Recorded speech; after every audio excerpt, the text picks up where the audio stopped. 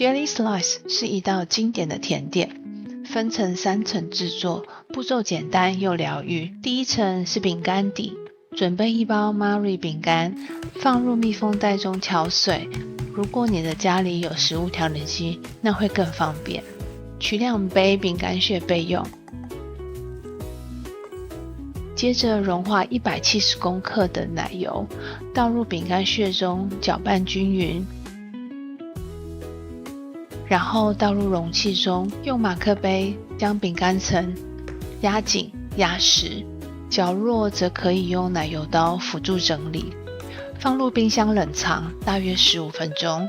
等待饼干底定型的同时，我们来准备中间层。吉利丁放入热水中，搅拌至完全溶解。炼乳1罐，倒入搅拌碗中备用。另外需要鲜榨柠檬汁1/2杯，吉利丁水分次的加入炼乳，搅拌均匀，再分次的加入柠檬汁混合。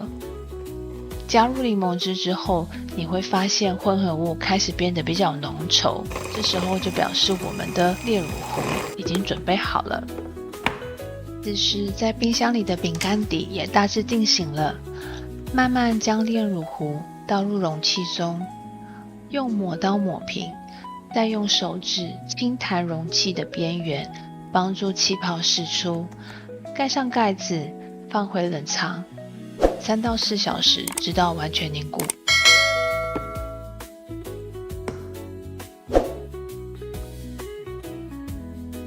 最后是最上层的果冻层，准备1包果冻粉，加入1杯热水，搅拌至完全溶解。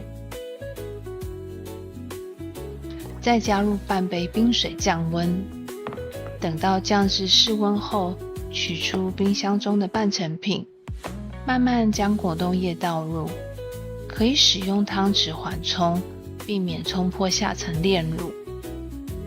盖上盖子，再放到冰箱里面冷藏2到3小时，直到完全凝固。